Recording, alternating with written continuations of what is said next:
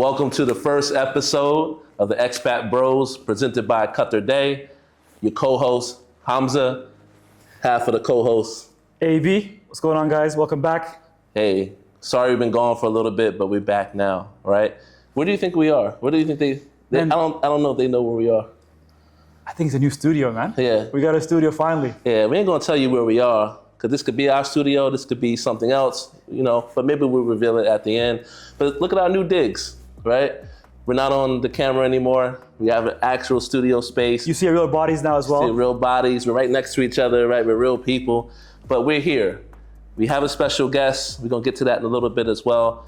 Just want you to know kind of where we've been. So AB, how you feeling, man? I feel good, man. Alhamdulillah, man. Yeah. It's been a long way. It's been a long journey. It's been, 8 months now? 7 months? Yeah, we've been gone for a minute. We've been gone for a hot minute. Yeah. So it took a hiatus now. Yeah. We had to save up.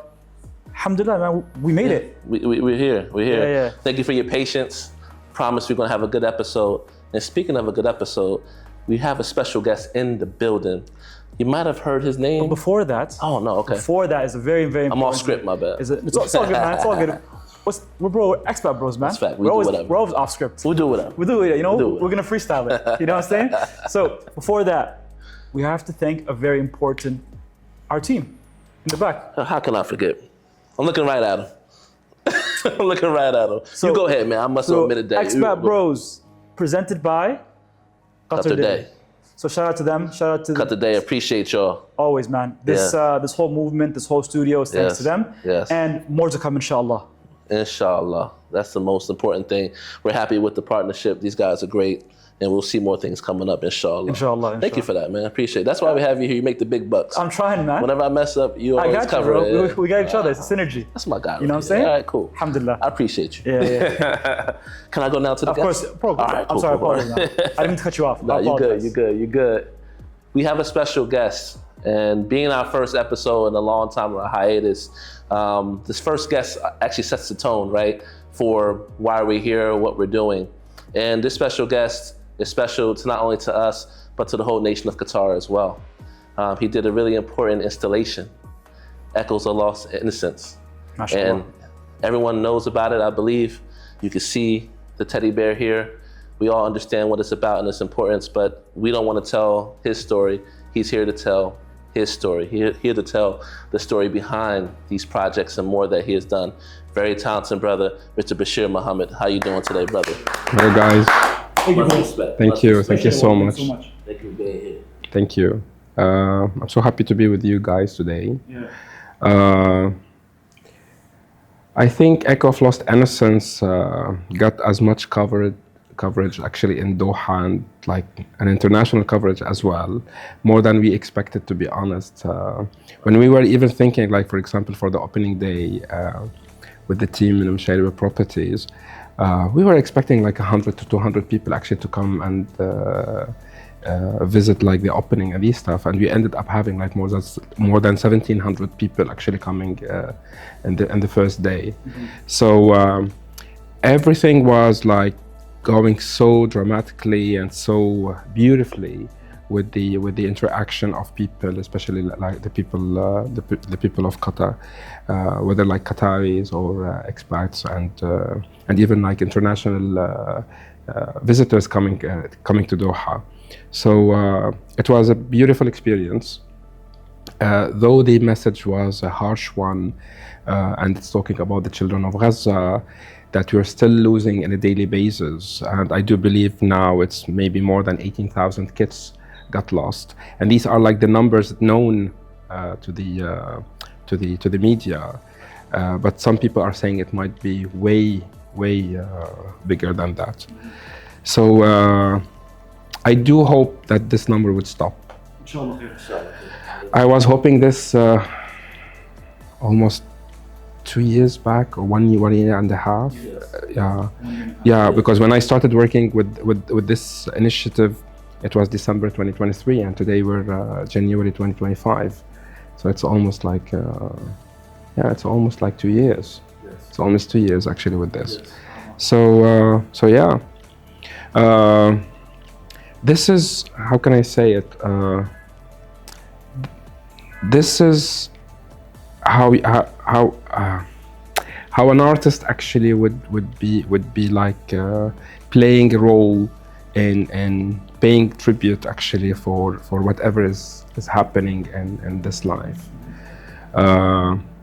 Palestine is the number one cause for humanity before let's not talk about the Arab world or the Islamic world. We're talking about like the international community and the whole world itself. It's the first cause, and it's the cause of humanity. It's the cause of innocence and the lost innocence itself.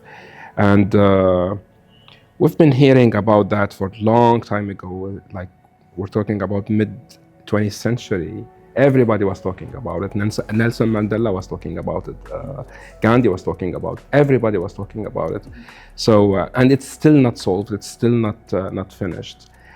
And we're just hoping actually that one day we will be remembering like those who got lost due to this war, due to this nightmare in Palestine. So yeah. Let's see, we know who you are, but let's go back a little bit and build to the echo of innocence. You're an artist coming from Lebanon, living in Qatar. A lot of your art, you get inspiration from Qatar. And Qatari inspiration and essence. As an artist, what moves you? What makes you give these pieces? Because you do applied art. And applied art is a question I want to ask you afterwards, because a lot of people don't know what applied art is. They know contemporary, they know abstract, but they don't know applied art in particular. So your first question, number one, is the essence you get from Qatari heritage, because we live in Qatar. Where does that come from, and how does that drive you?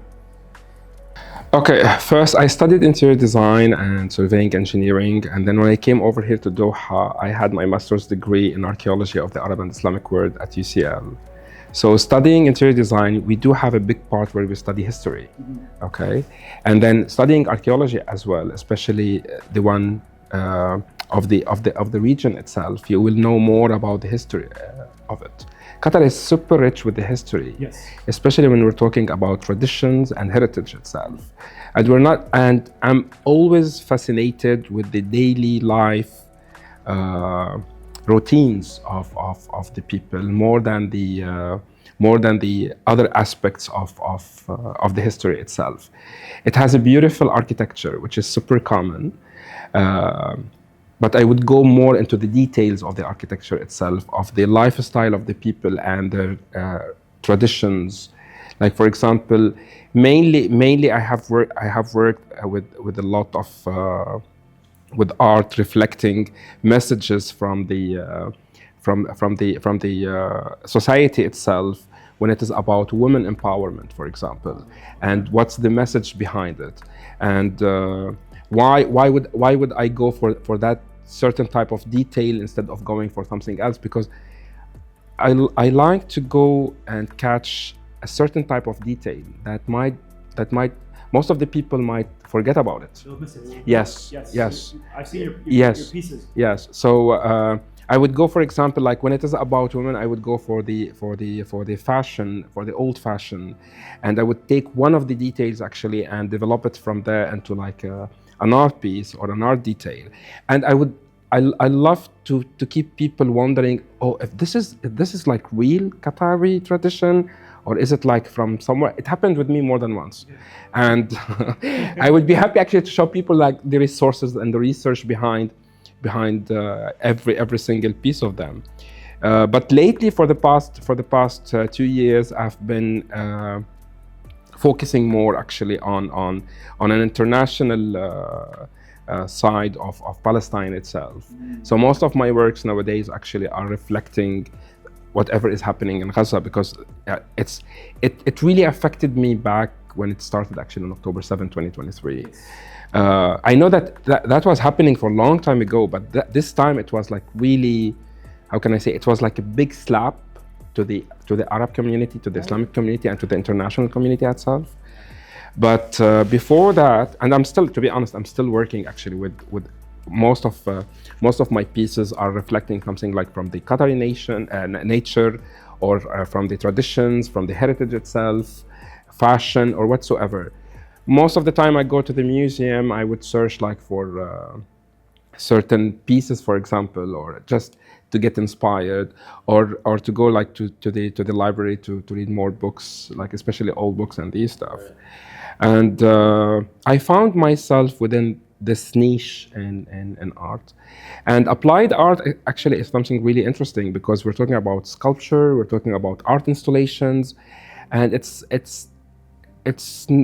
nothing common between artists, to be honest. Like every single artist got to enter this field from a different perspective. So it's not an easy one, to be honest. And you need to be like more, how can I say, eager to know more about how to reflect your message with your art piece. So yeah, and so far I and most of my sculptures are reflecting something from the community I'm living, from the environment actually I'm being inspired with.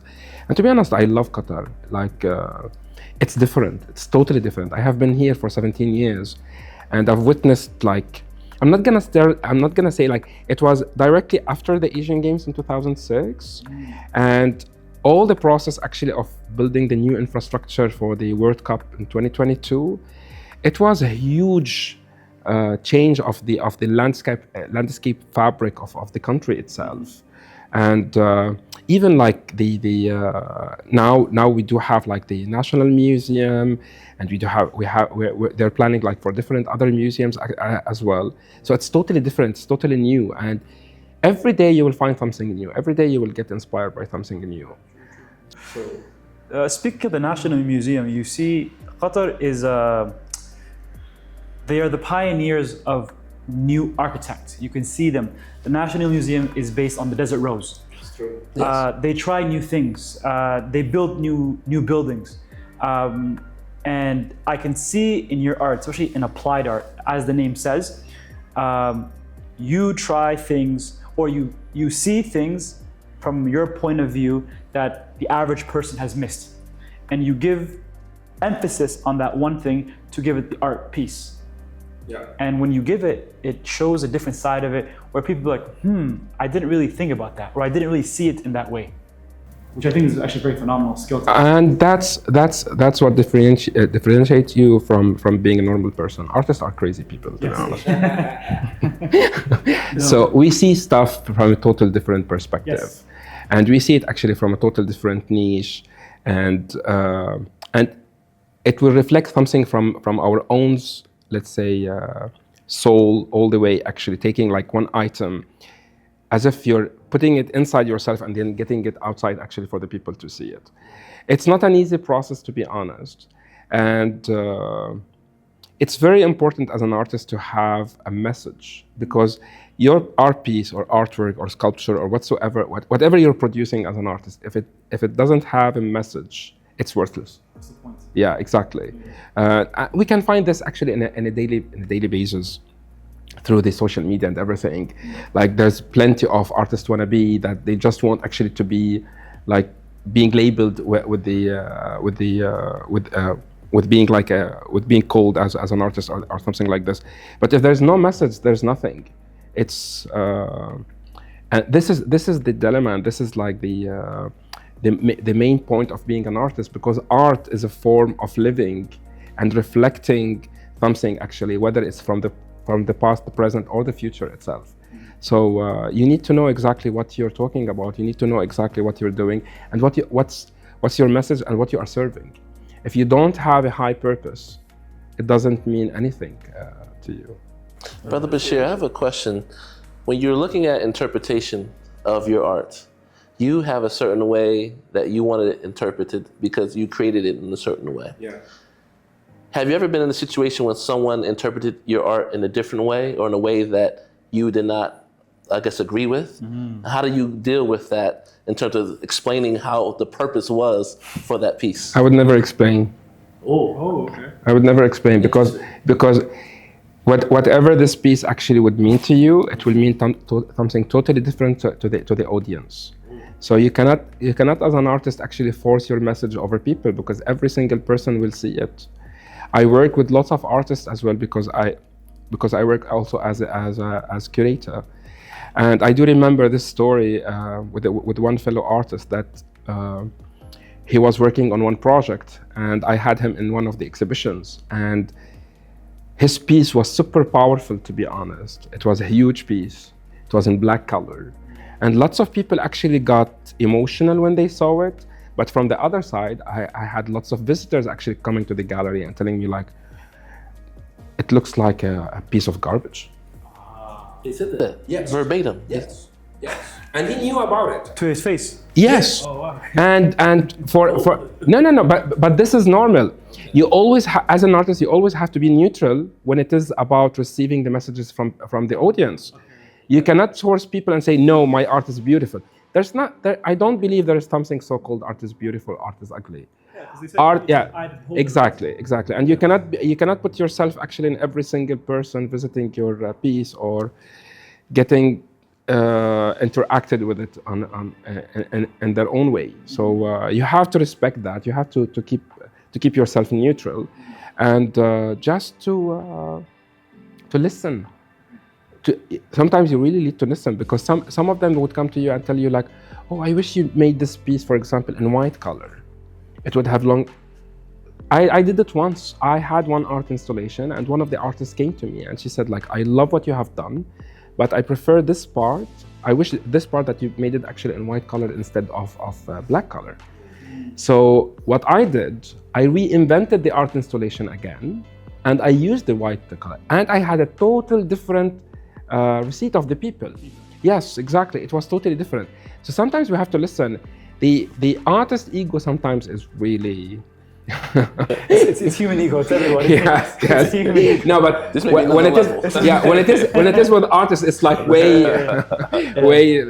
So higher. the ability to receive feedback is the hardest thing, basically. Yes. It's not easy. It's not easy. No, I'm telling you, personally, it's not easy sometimes. Yeah. Sometimes it might like break your heart, to be honest. Yeah. And sometimes it might like cheer you up. Make your day. Yes, exactly. So it's not like every single person will have his own interpretation, what is about your piece and how they will look at it, and how they will see it. So Go for it. I have a quick question, and you don't have to give up the secret sauce if you don't want to.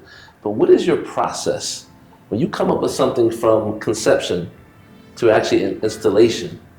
Is there a particular process that's native to you? Or do you have like some kind of food that you eat? Yeah, do you have a food that you eat? No.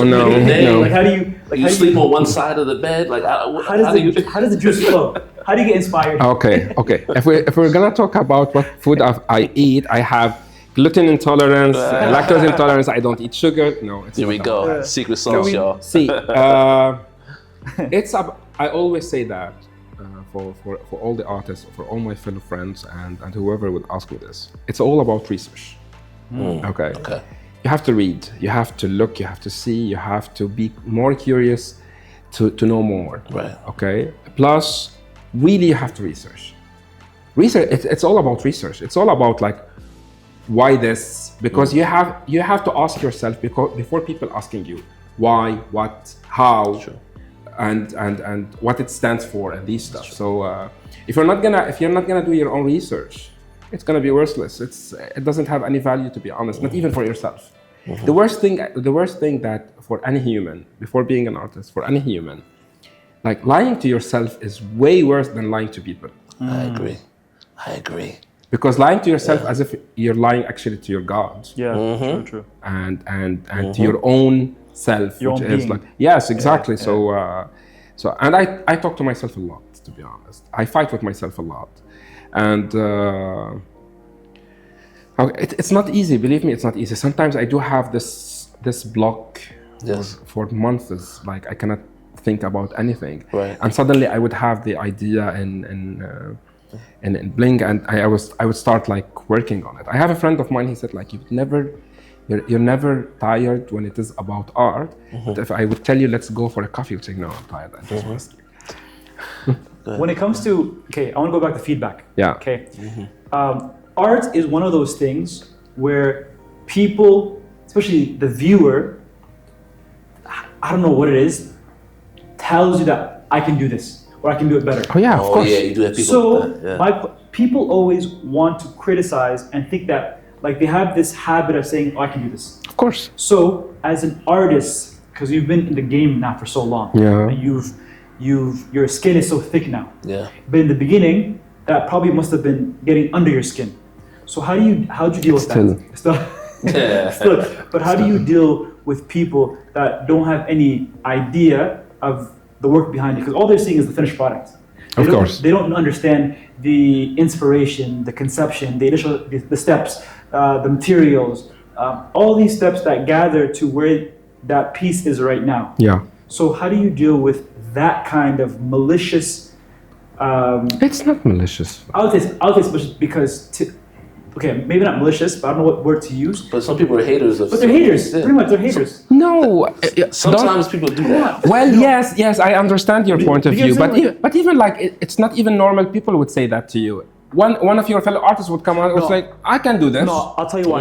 You got my point. That's competition, though. Yes, right? yes. No, but I'll tell you why. Okay, because you made a comment before. On social media, you see these people that just throw paint. Oh on yes, things. yes, of course. And then the abstract. average person would be like, "What? How's that art?" I would ask this question sometimes to myself, and I was like, "What is this? What I'm seeing? Is this up?" No, the formation of art and the definition of art today, especially nowadays, actually, is way different. Exactly, right? You got my point. Yes. Especially like with the invention of the abstractism and all of these new schools, like the digital art school and all of Right. this. Yeah. I cannot deny the foundation of these schools. Okay. And I have to accept them whether I like it or not. You got my point. Even if it is not my taste, but I have to accept it. I do have, for example, my own art collection at home, and I do have some pieces that are abstract. Yes. And because it meant something to me. You got my. Suddenly, you will pass by one piece and you're like, wow, it's like it hit you from the inside. That's the value of art itself. Here's the value. For me, it's not about like, oh, I can do it. Nobody can do it. Believe me, nobody can do it, because every single piece of this art, whether it's good for you or not, it has a value for someone. And we're not one person in this community. We're more than 8 billion people today. True. You got my point? And every single one of them has its own identity, thoughts, and everything. So I cannot interact with the same art piece the way you're interacting, or the way Hamza's interacting. It might mean something for me. It might mean nothing for you. It might mean, garbage for him. He would look at, what the heck? What is this? Yeah. I wouldn't pay for that piece, for example. And it would be expensive. You got my point. So it's different from one person to another. For my art, I label my art as mainly classic and to applied, more than being abstract. Because I'm more interested actually on the details. So I love the classic art. I love what Michelangelo did. I love what Leonardo da Vinci did. Yes. Yeah, I love especially nowadays, we do have lots of artists that work with the classic, especially when we're talking about, like, for example, in the, if we're gonna talk about the region, like in Egypt, for example, Mahmoud Mukhtar, or for example, in Kuwait or in Lebanon, there's a plenty of sculptors who did amazing work, and it was purely classic. And I love that. I love that school. But sometimes you have to twist it and take it actually to a new dimension, to a new horizon, actually, where you can meet with people sometimes.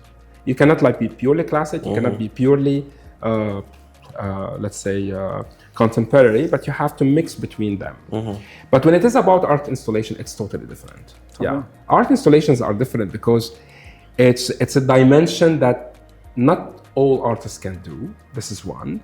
Second, it's a total different, how can I say, field when it is how you're feeling, because it goes beyond like your third dimensions or fourth dimensions. It's a total different interpretation for people as well.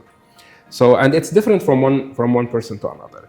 When I did, for example, Echo of Lost Innocence, the main target of it, the main purpose of the big installation is to show people the impact of numbers.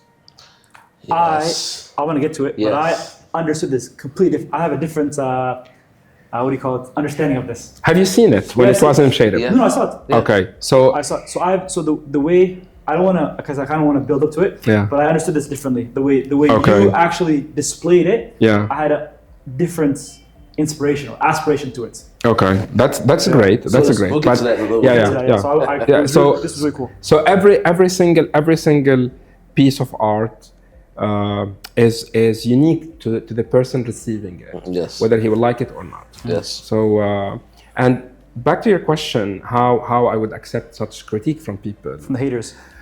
No, haters hate themselves. They So, don't hate. you're right. So That's a good point. It's a good yeah. point. So. That's good. To be honest, Self-love. to be honest, sometimes yes, it hit me Yeah. hardly, and sometimes it doesn't, depending on who's telling me this. If it is someone I appreciate, especially when, like for example, I do have some artists that I do respect, and sometimes I go back to them actually to receive their own critique about my pieces. And to be honest, most of them they would criticize me regarding like the technique or the production rather than the idea itself. They cannot. That's something that I like about this relationship between me and them.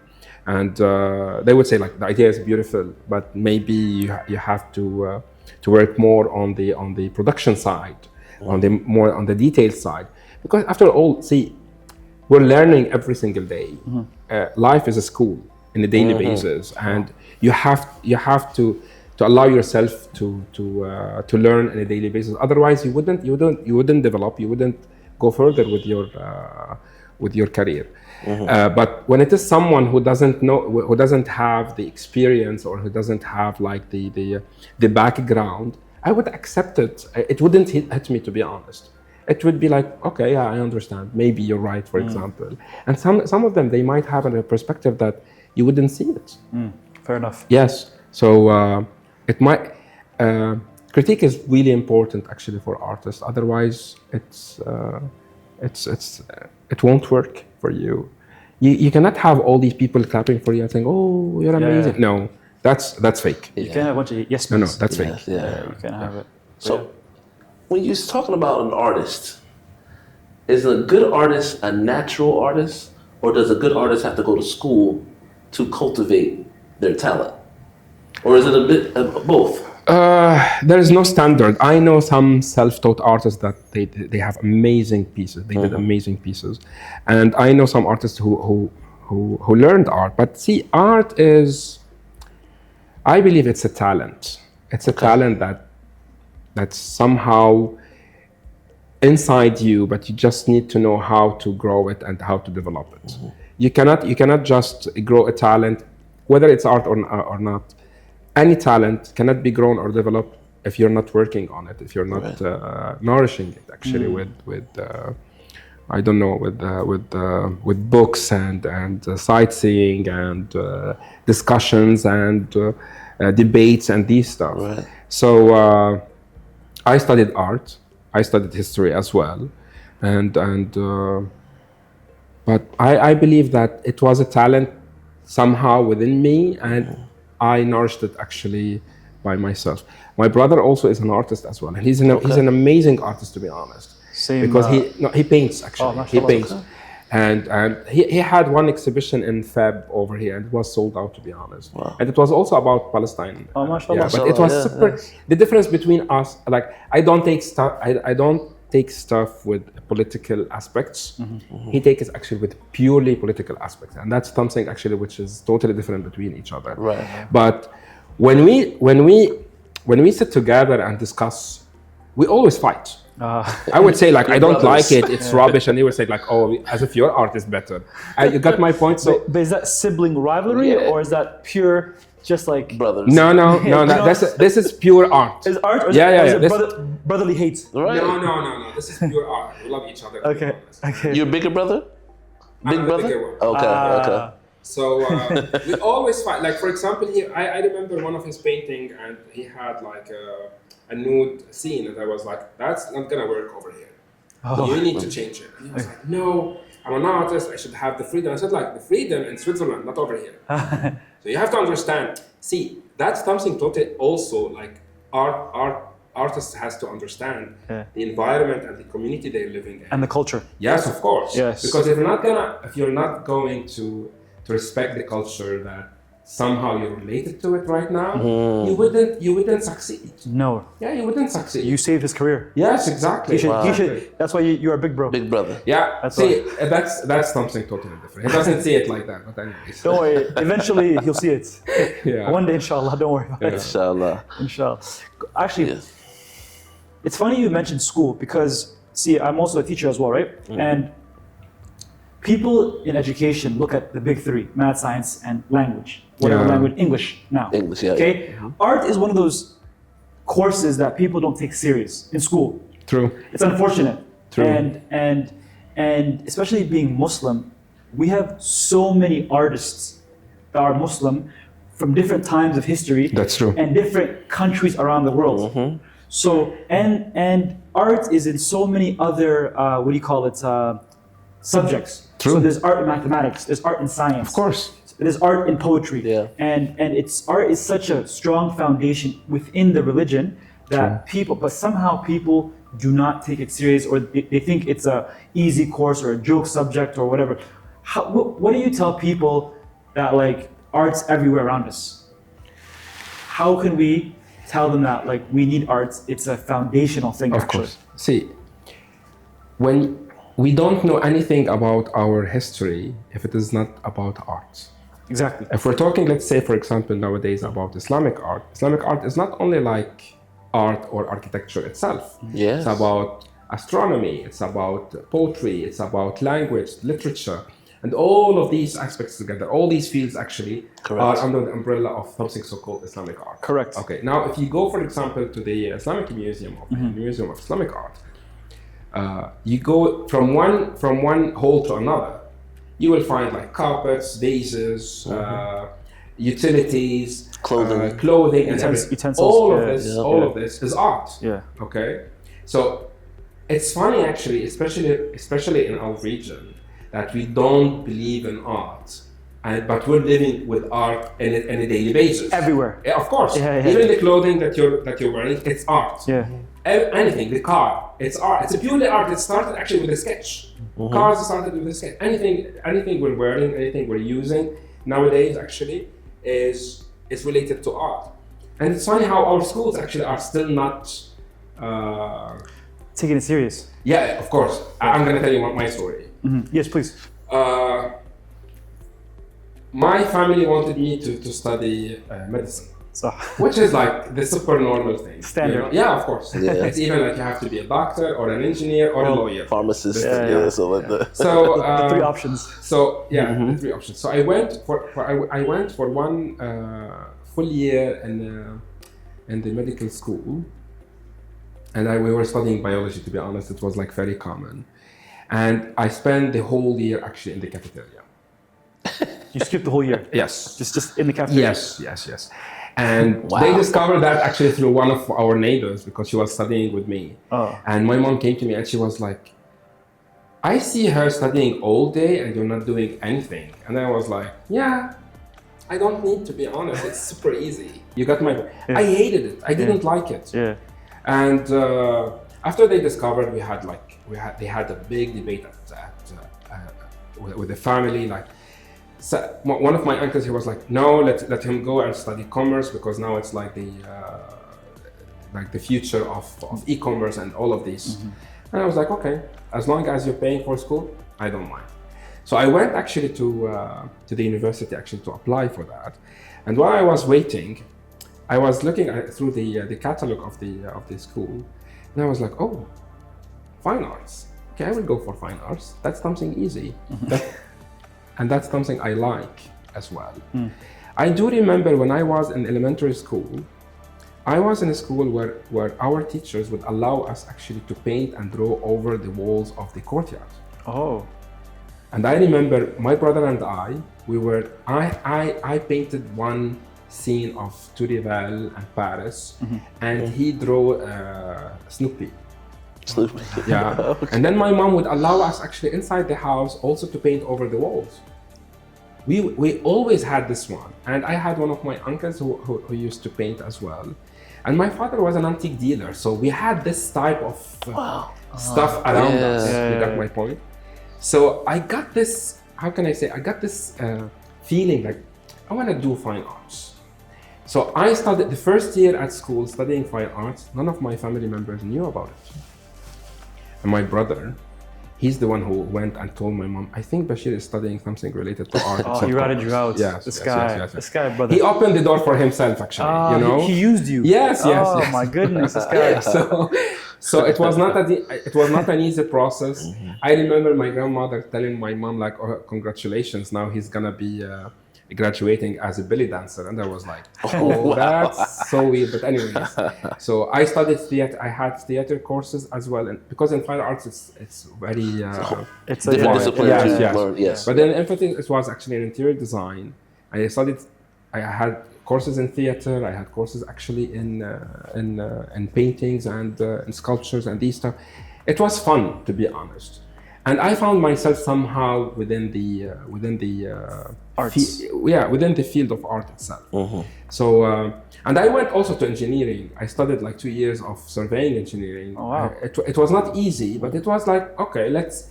They are like somehow pushing me like to have an engineering degree, and I was like, okay, now I get the degree. Take it. There you go. Keep it for yourself. I'm going to work something with when it is about art.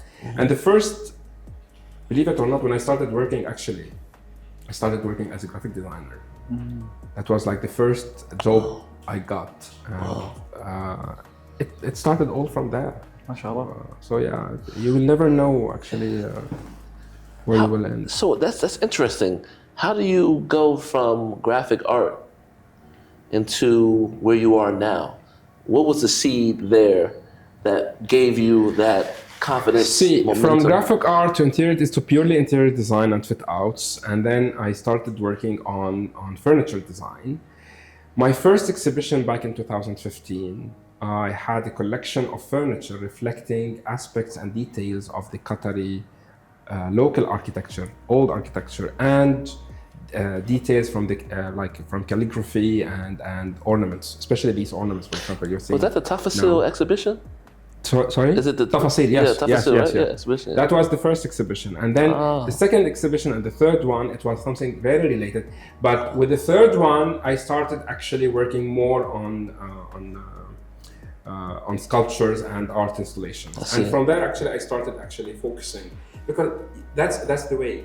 You started with something and you will end up with something totally different. True. I had my friends who studied with me like at school, and some of them now are jewelry designers, some of them are like fashion designers. So you will never know actually where you will end up.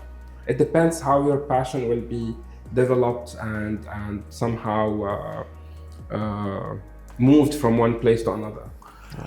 Walk us through your first. So you went from applied arts now.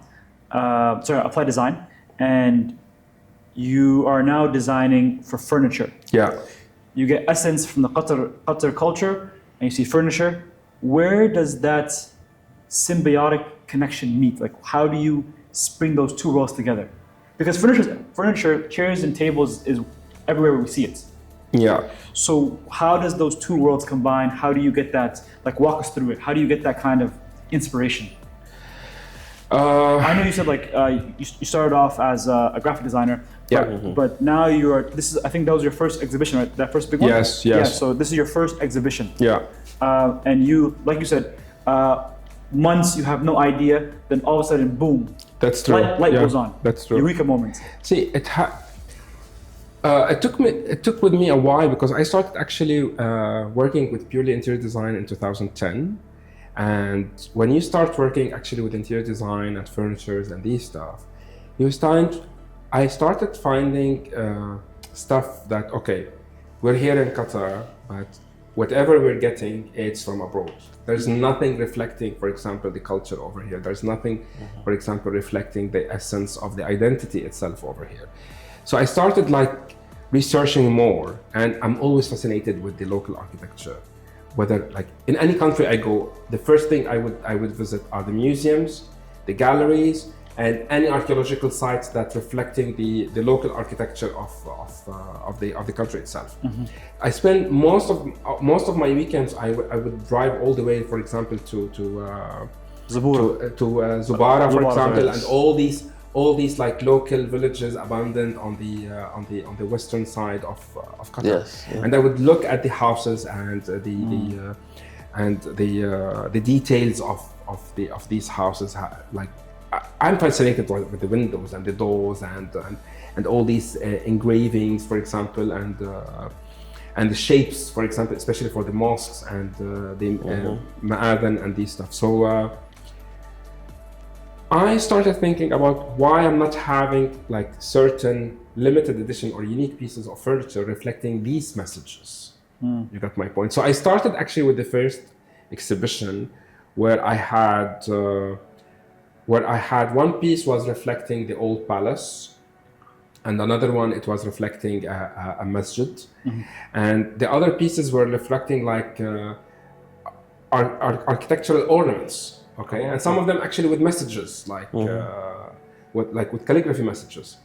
So when the exhibition happened, it was sold out because people saw something totally new, and you would see it maybe, for example, in Europe, but nobody saw it over here. And I took, for example, like the dirhams, the coins over here, and I turned them actually into tables. Oh wow! Yeah, so. I had one of my dearest collectors, to be honest, over here. He came and it was the first time I met him during the opening. He came inside and he was like, I want all of them. And I was like, straight. Yeah, straight. How did that make you feel? That's amazing. No, that made me feel so happy because that means like people are receiving like the messages behind these pieces in a total different way. Yes. And the year after, I was not very encouraged, to be honest. And then one of my collectors that I met at that time, he told me, like, I was telling him, like, I'm not feeling encouraged, like, to repeat the experiment again. He looked at me and he said, like, it was successful. You have to redo it again with the same essence, but it may be a different aspect. So I worked on another like. How can I say, on another like level of the furniture itself. I went bigger, I went more crazy with the wood, with the details and the materials and these stuff. And then like it was also sold out, and I was like, wow, this is beautiful.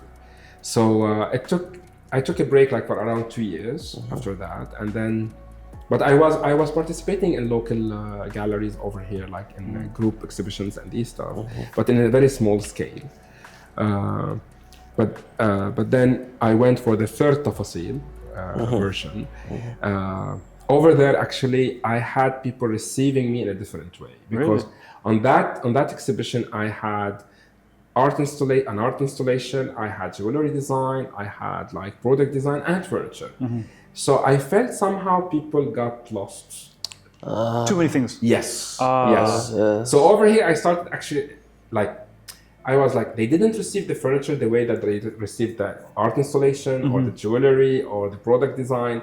So I started over here like developing different stuff. Product design from one side, jewelry when it is like I had some collaborations with some local jewelry like stores where I did like certain limited edition pieces, and they were like successful, alhamdulillah. So, but from there. The thing that fascinated me, it was the art installations. So I started working actually over there, like somehow clearing the path of being a furniture designer or a product designer. I would still design furniture. We just did actually with Blue Ribbon Design Atelier, which is my company. I co-founded actually with a local artist as well. His name is Ahmed Al-Imadi. MashaAllah. We participated actually in Doha Design Biennale, and we had a huge installation over here, and it was all like furniture and product design. And I had some of my sculptures as well over there, and it was well received by people because we went into a very conceptual type of installation. But it was like we went for the blue color, which is very common over here in Doha, but we reflected it in everything. I'm not kidding, like carpets, furniture, everything was blue. different shades of blue. So the moment you enter the installation, it was like everything is blue.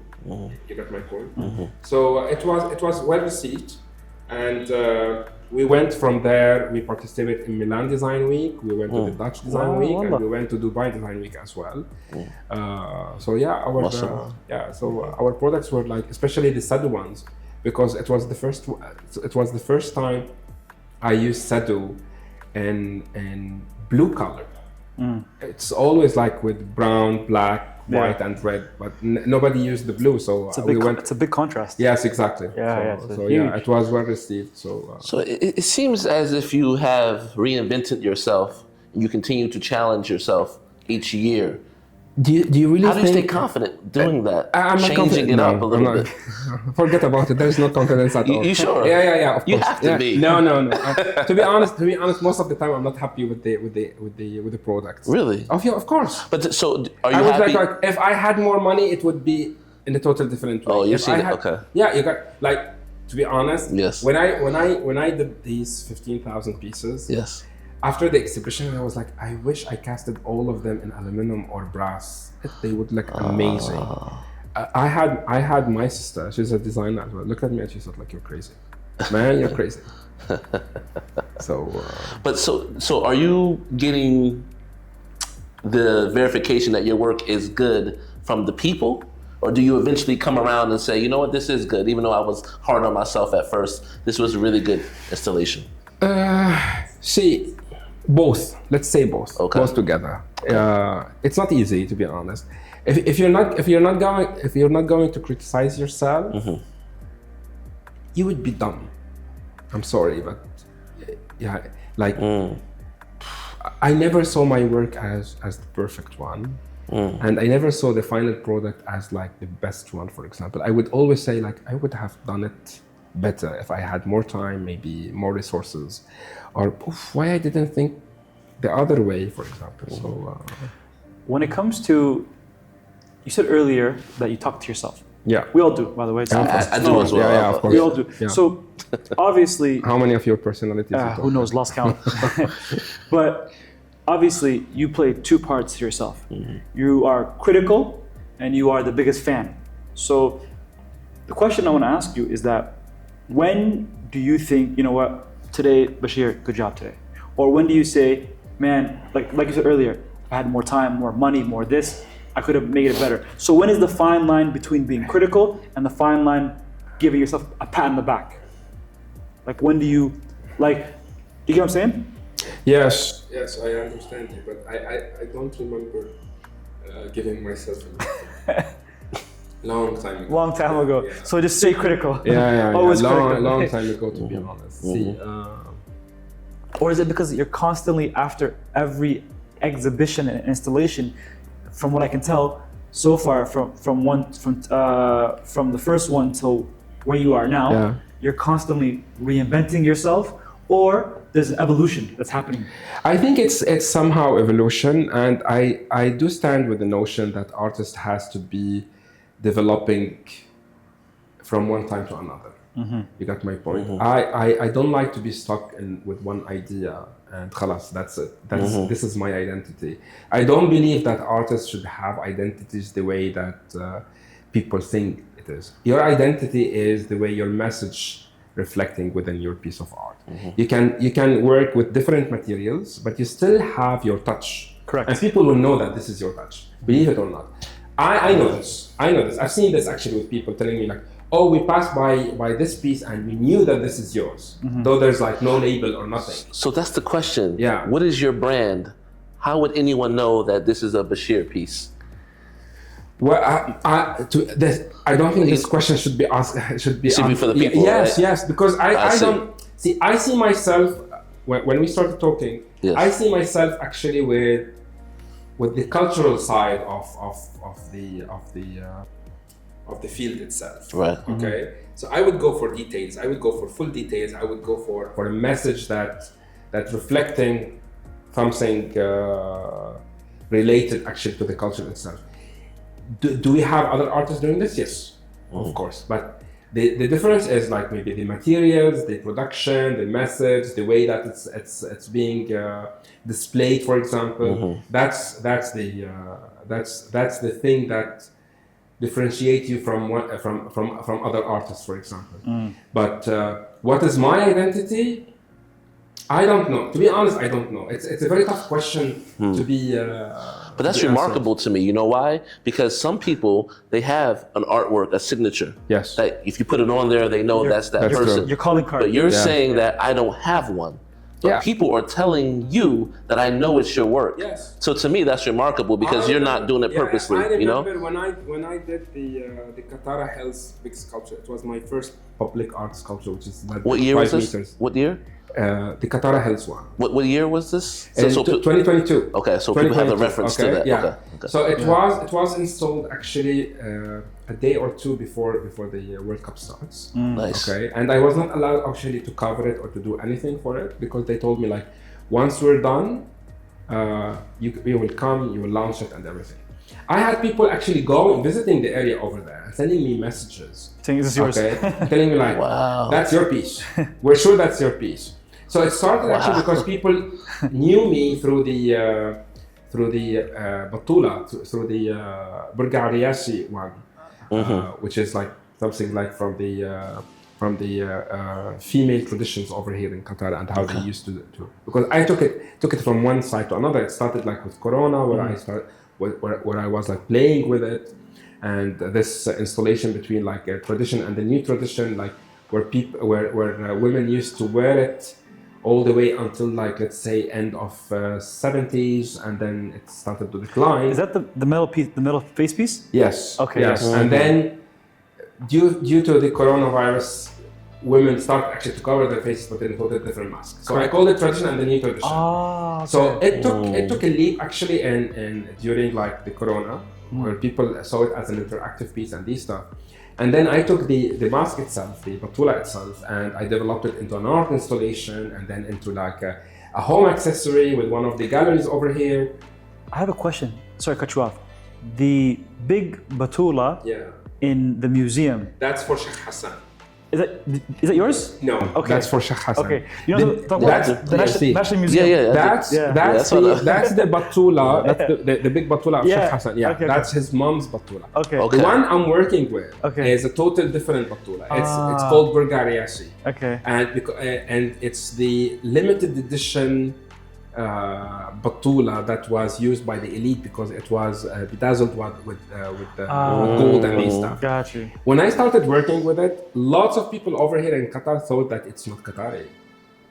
So we had this debate, and I remember this time where Sheikh Faisal bin Qasim was at the gallery, and one of the visitors asked him like, "Is this like a Qatari thing?" And he looked at him and said, "Yes, my mom used to wear the same. You can come to my museum and you will find it." So I visited his museum before, and I went through the private collection of Sheikh Faisal. And it's a beautiful collection. It's gorgeous. Yeah. It's absolutely. gorgeous. Absolutely. So I saw these Burgariyasi, and then I went to the Qatar National Library. I went through all these like old books in the Heritage Library, where they have it like hidden. To be honest, it's not like in the common one. You have to go down to the Heritage Library. So I started actually like going through the books to know if anybody like talked about this type of Batula, and it was mentioned over there like back in the 50s and the 60s, and that's lots of the women used to wear it, but only like in special occasions and these stuff. It's not like a daily use one. It's really cool history. I think people started relating me with that thing, starting from there, to be honest. Okay, but then suddenly they will find like a new one, for example, in Old Doha Port, which is totally different. It's nothing related actually to women. It's nothing, but it's related actually, for example, to the stray cats. I'm a person who loves cats, so I had this installation with the Design Doha Bin Ali with the stray cats, and then now it's developed into an art installation and sculptures in Old Doha Port. Now I'm having a new one as well. So I do take aspects from not only from the traditions and the heritage itself, but also from the environment and the community. I love to highlight or to expose the light more about like stuff that maybe for you it means nothing, but for me it means a lot. Like for example, stray cats, it means a lot. Little birds, for example, it means a lot. So I like sometimes I like my art to have not only a message but also to be holding cause, like to be helping, highlighting more about certain type of cause. I see. Yeah, Makes sense. Okay, let's shift gear now. Okay, so now a cause. yeah, So your last major exhibit was the Echo of Essence. yes. So let's talk That's about the true. cause, and let's dive deeper. This happened in Msheireb. Yes. So before anything, we want to thank Msheireb. Today, Yes. that's where we are recording. The lovely space that we see right here, this majlis, is offered to us by Msheireb. Yeah. So thank you, Msheireb, so much. The Radwani House. The Dwani House. The Dwani House. Cherry Museum. Yes, so you did the Echo of Essence in Msheireb. This was about how long ago? A month ago? No, actually, it was the opening was on the 16th of September. Wow. Yeah, Okay. and It's it in- ended so- on the sorry. 26th. This is like 4 months ago. Anyways, Yes. yeah, this is like last year. If we think about it. Yes, This is it's last year, exactly. Technically last year. Technically, yeah, technically last year. Let's talk about the beginning. Inspiration. Unfortunately, the inspiration came from this Yes. this heinous acts happening Absurd. in Palestine. Unfortunately, everyone knows what's happening in the news. Yeah, it's So- happening on a daily basis. To be honest, Yeah. it's not stopping. And you particularly chose to talk about the children of Gaza. Yes. Yes. Yeah. See, when we talk about children, we talk about the future of any nation. صح. Okay, because these are like the new generations. These are like the generation that we're raising actually to hold, let's say, the future of the country itself. Yes. So Gaza has lost a lot when it is about this. And if you look at it now, there is no infrastructure, no schools, no universities, no hospitals. They are talking more than 50,000 people being killed, and if not more. Some of the families were like wiped out. They don't. You will not find these families anymore, for example. So it all started back in 2023 in December. I saw one video over the news for a kid. She was crying, and she was holding one of her teddy bear, and it was not easy. Literally, it didn't make. I couldn't sleep that night when I saw it. Not because like of the scene itself, it's because how fragile the situation is. Okay, and you look at these kids; they have lost everything. But when you meet them, they, believe it or not, I met some of the Gaza evacuees over here, especially the kids. They made me feel that I lost everything. They didn't lose anything. Subhanallah. Their hope is amazing. What they have, we don't have it, and it's not easy. I witnessed war, for example, in Lebanon in 1996 and 2006. But what they have witnessed, nobody had. Subhanallah. So they had this. How can I say it? They had this love to live, but it comes purely. It's not like, and it's not like because they love life. No, it's like they want to prove that they are humans and they have the right for this and this world actually to live and to survive. So I wanted to help. That was like the first question mark. How can I help? How can I help, like highlighting more about the cause itself? When I started working on the installation, the number of the kids killed were like not exceeding 4,000. Okay. Wow. Yeah. So I started doing the sketches and everything, and in around 3 to 4 days, I had the full proposal ready. And I went to one of my first supporters, to be honest, over here in Doha. And I showed him the presentation, and he looked at me and said like, I'm in. Straight up. Straight up. No questions, No questions nothing. asked, nothing. And I was like, Alhamdulillah. this is what I need. And I was planning actually to have the installation on April 2024. Okay. Okay. But it took time actually until I raised the full production funds, and to find the place and these stuff. So it was not an easy process, to be honest. And it took like around 8 months to finish the production of the 15,000 pieces. It was great, to be honest. It was a bless to have Msheireb Properties with me, to have Qatar Charity with me, to have Wasta Needed with me, and like a big shout out actually to the teams of these partners, to be honest, especially with Msheireb Properties. They did miracles for me, to be honest. Like it wouldn't have happened.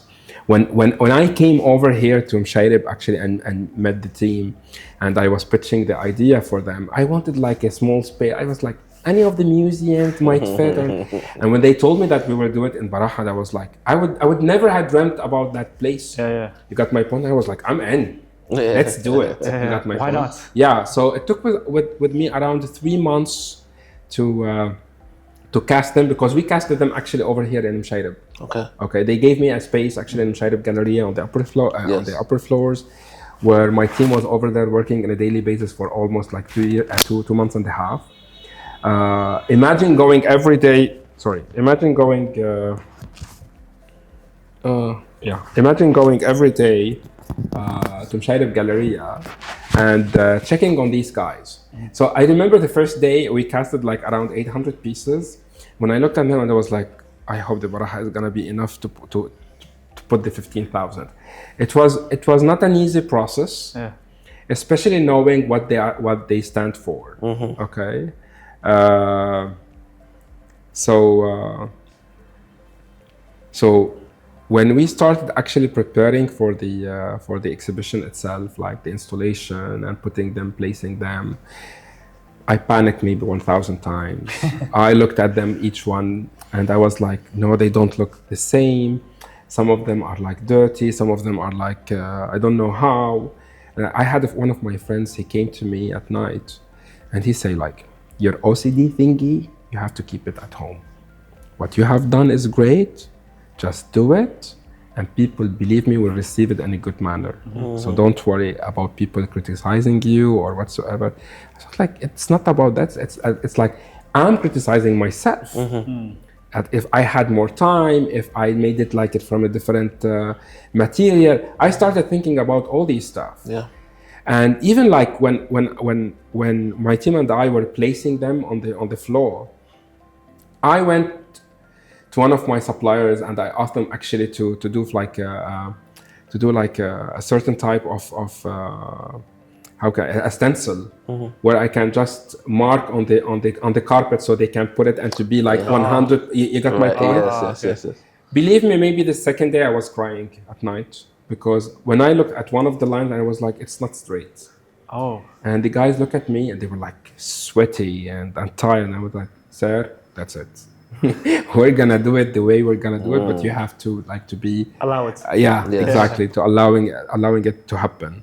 So the night of the the night before the opening, actually, we finished installing them around 6 o'clock in the morning or 7 o'clock in the morning. Wow. So I looked at them and I was like, I don't know, but if normal people are going to see this and not understanding the impact of the number, then there is a big issue with humanity nowadays. Absolutely. So I had people going over there crying every single day when they saw actually that big installation with the 15,000 pieces. I was not expecting people will receive it well. To be that moved. Yes. Yeah, man. I was not expecting any of this media coverage or like people calling me, thanking me, or telling me like what you have done is a great job. It's not about the great job. It's about the message received. I wanted the message to be well received by people, and to see that numbers are not only a small writing on a piece of paper. When you say 15,000, it's not a small number. These are human bodies. Yes, exactly. Yeah. I had people coming that when they telling me like, when we looked at them, we could like we somehow imagine our kids being over there, and they started crying. For the first 7-8 days, I was praying every day. Not because I was just standing over there and looking at them. I had people coming to me crying. Yani, I would cry with them because I know what does this mean. I know what it stands for, and where it is coming from.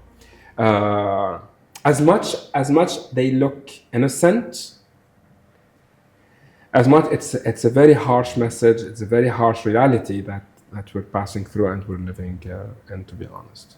It's deep. It's very deep. I'll ask you a question, a very simple one, but when you were first starting out, you said that it was at 4,000. Unfortunately, the death toll was at 4,000. Did the 15,000, was that preset in your mind, or it grew to that number from 4,000 to 15,000? No, we thought about 15,000 actually that time, because I was discussing with my first contributor, and I told him, like, I'm thinking about having 15,000 pieces, because if we're gonna sell each piece for 100 riyal, okay, at least to raise a big number actually for charity. Okay. So we wanted first actually to go like for a lower price, but then he said, no, Bashir, you're selling an art piece. It's not only like a charity thing. And we made sure that the full proceeds actually go to the charity with the Qatar charity. The point is, when we were discussing this, I was telling him, like, I hope we won't reach the 15,000. Yeah. I said, I hope that. I understand. When we opened the exhibition, the number was almost 17,000. Yes, I remember. Yeah. So it was exceeding the. It was more than 15,000. Yes. So alhamdulillah, in around 12 to 13 days, the 15,000 teddy bears got sold. We raised more than 1.6 million riyals. MashaAllah. We had a continuous exhibition at Ben Jalmoud House with 50 artists, where they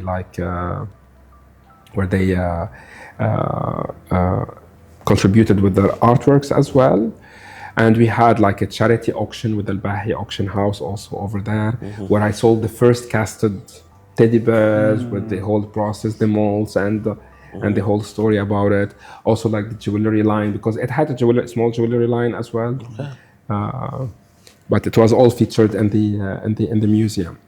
So we raised like almost 1.8 million actually for the charity, and it was an amazing effort of every single person who got involved in this project. I couldn't thank like any of the people actually who were involved, whether they are sponsors or partners or like people who visited the exhibition and somehow contributed actually in the success of raising the funds. And I do have a question too as well, just for the audience, so they will understand the elements of this piece. Yeah. Can you describe like the colors that you use, why you use those colors? What's the significance of the watermelon? Just so people who do not know understand what's going on. See, the main message is saying I'm not just a number. I'm a human with an identity, with a homeland. It's a that's why it's called Echo of the Lost Innocence. Every single piece of them, it was representing the echo of the voice of a lost child. That I'm not just a number. Okay. I used the watermelon as the representation for Palestine itself. And the teddy bear is, it's the accepted symbolism of childhood and innocence in the international community. Yes. Whether you're Muslim, Christian, or whatever your religion is, this is accepted. Okay. It's not haram. It's not. It's not like. And it's not seen in a different way. It's the symbol of innocence and childhood.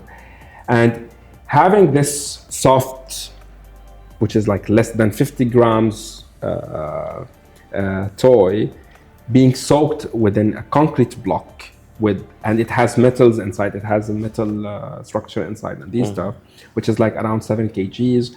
And then having the red color over the concrete. The concrete represents the destruction actually of Gaza, which is still happening till now. And the red color actually is representing the blood of these innocent kids being killed in Palestine. So I know it's very odd. It's an odd piece. It's nothing that most of the people who came first thought it's a toy. No, it's not a toy. I was telling people over there, it's not a toy for your kids. It's, to be honest, it's really a harmful piece that for kids to be play with it. Because if any of the kids would hurt himself with this, I wouldn't be happy knowing that one of my pieces actually caused a pain for a kid or something. I don't think kids can carry that. Yes, exactly. So even like I had some of the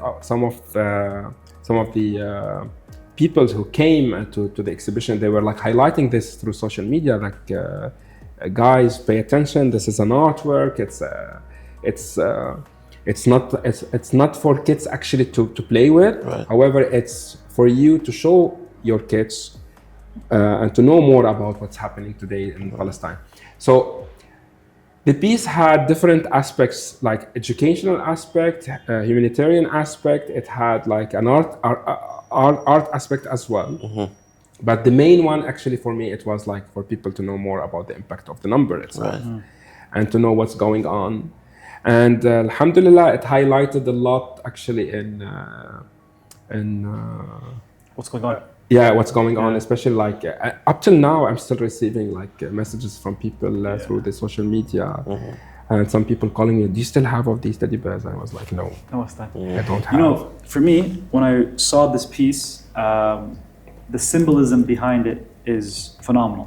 Yeah, Okay, like you said, the teddy bear is the international symbol for children. yeah, So, but the way I see it is that we all know that Palestine, as it is right now, it is the largest airspace that is locked down. yes, Gaza is locked down. yeah, So these children are technically in a prison. that's true.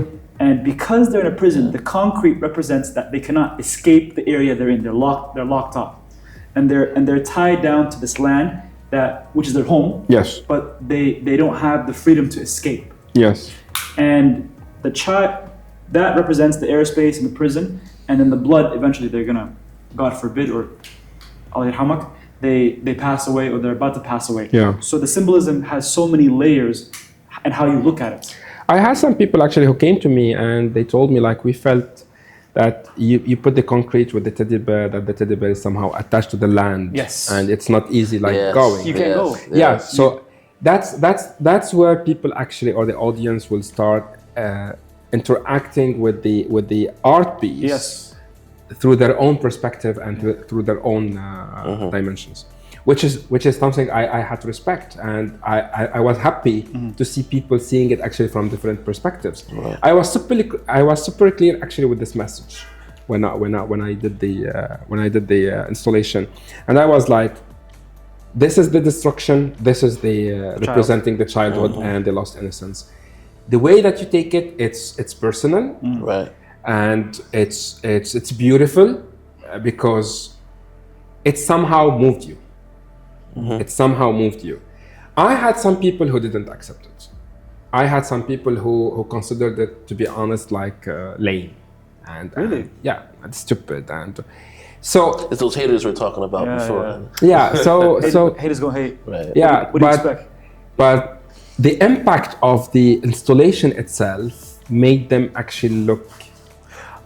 So as an individual, Yes. they yes. couldn't yes. accept it. Yes, Yes. yes, yes. Some of them said like, we don't like it. We don't want it to be inside our houses. It's so harsh.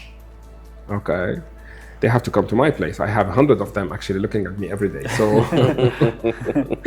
I had to buy my own 100 pieces actually from the installation. Really? Yes. It's, you know what though? It's by itself, it's not as impactful, but with the group, sheer number, yes, how you set it up. Yes. But That's what impacted me the but the most. nice thing actually nowadays, like I'm receiving some photos, for example, from UK. I had some of the visitors who came over here. They took it with them. I heard a lot of comments like, "Why it's so heavy? I want to take it with me to US, or I want to take it with me to whatever country. Right. And I was like, that's the thing. If you cannot hold this one, how else you're thinking about these kids actually holding all of this heaviness, all this trauma, destruction going on in their country? Wow. That's a Wow. very So, deep soundbite. Deep connection. Yeah, you're right. If you can't hold the 7 pounds, how do you think these kids are holding their? Exactly. Yeah. Exactly. So Is the 7 pounds also the weight of a heart as well? That's It is, something yeah. in I you. believe so. yeah, 7 pounds is the Yeah. weight of the heart. That's So something it's, in you. it's even a deeper connection. Yeah. Well, AB. One last question Yes. for Brother I Bashir. know you have a I always have big question to ask. I always have questions. Yeah, he does. You don't know he does.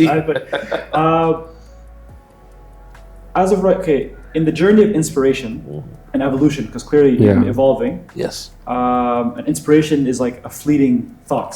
Here today, gone tomorrow. Yeah. So, what is the next thing that you're currently working on? Or have you started it? Do you have is there a light bulb in the process? What's the next thing? Or currently are you doing right now? Well, If you can talk about it. If you can talk, if you want to share it. Yeah. If it's hush hush, then I won't share it, but don't worry, no one wants to your idea. see, Right. I'm always working on something new, but whether it's gonna happen or not, that's something I leave it for Allah, let's say. Okay.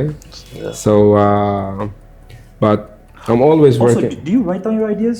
Of course. Okay, good. Of course. Okay, I'm making sure. Okay. No, some people don't write down things. It's not only about writing them, it's about Yeah. like, He I had the researches idea, art- let's start designing. Yeah, it. exactly. You got my point? Yeah. The environment. So, I would keep it on the side, even Yes, if of course. it's not gonna work. Because if I'm you're not put it gonna- on the if side. you're not maybe going one to day it will respect the maybe culture one day that it will somehow Inshallah. you're yeah. related to it. So you wouldn't. as I'm telling you, I'm wouldn't always succeed. working on something. Yeah, you wouldn't succeed. If it is gonna happen Yes, now, exactly, after exactly. in future, that's something. In the Yeah, hands see, of, that's something Allah. also. So, I cannot say anything, to be honest, but there is always something new.